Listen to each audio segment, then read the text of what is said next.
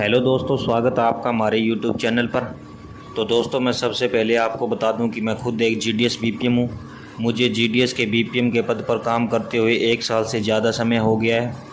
तो जो भी मैं आपको जानकारी दूंगा वो बिल्कुल ऑथेंटिक और सही जानकारी होगी। तो दोस्तों, काफ़ी बच्चों के मन में जो सवाल होता है कि ए बीपीएम क्या होता है और बीपीएम क्या होता है, तो आज की वीडियो में हम ए बीपीएम और बीपीएम के अंदर जो डिफरेंट रहता है उसको जानेंगे। दोस्तों, सबसे पहले मैं आपको बता देता हूं कि बीपीएम का मतलब होता है ब्रांच पोस्ट मास्टर और ए बीपीएम का मतलब होता है असिस्टेंट ब्रांच पोस्ट मास्टर।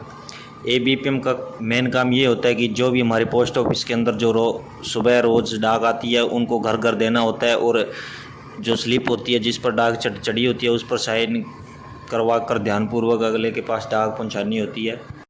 ए बीपीएम का सिंपल सा काम होता है, कोई ज़्यादा काम नहीं होता।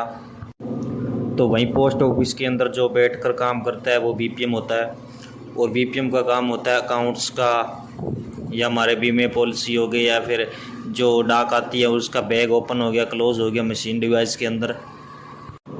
और जीडीएस के अंदर हमारी 4 घंटा की ड्यूटी होती है, 10 से लेकर 2 बजे तक।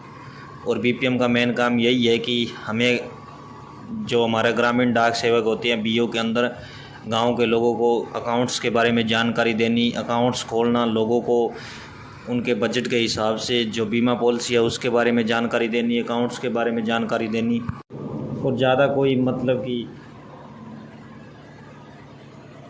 हार्ड काम नहीं है, बिल्कुल आसान सा ही काम है, ज़्यादा वो है नहीं कुछ भी। जो भी हमारे ग्रामीण डाक सेवक जो अकाउंट्स खोलते हैं, हमारे ग्रामीण की जो बीओ होते हैं, पोस्ट ऑफिस होते हैं ग्रामीण के अंदर, वहाँ पर जो अकाउंट्स खुलते हैं उनको अटेंड करने का काम बीपीएम का होता है। हमारे पोस्ट ऑफिस में काफ़ी तरह की स्कीम्स होती हैं।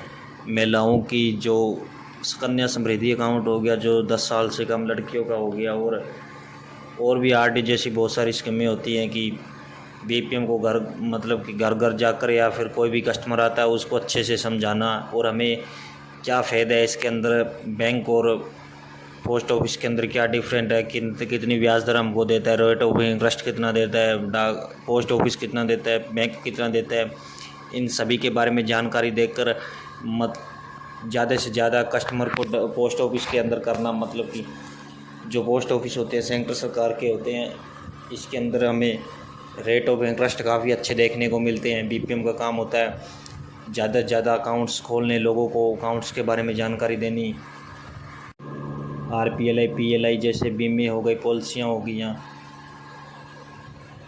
ये सब काम को बीपीएम अटेंड करता है।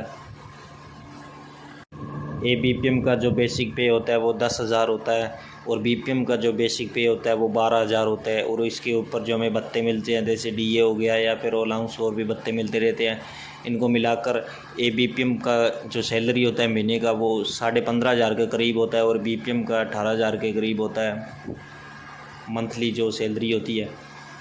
बीपीएम का काम थोड़ा सा ज़्यादा होता है जो अकाउंट्स का काम होता है, और ये बीपीएम का डाक बांटने का काम होता है। ज़्यादा कुछ है नहीं, मतलब काम दोनों ही आसान है, कुछ वो है नहीं कुछ भी।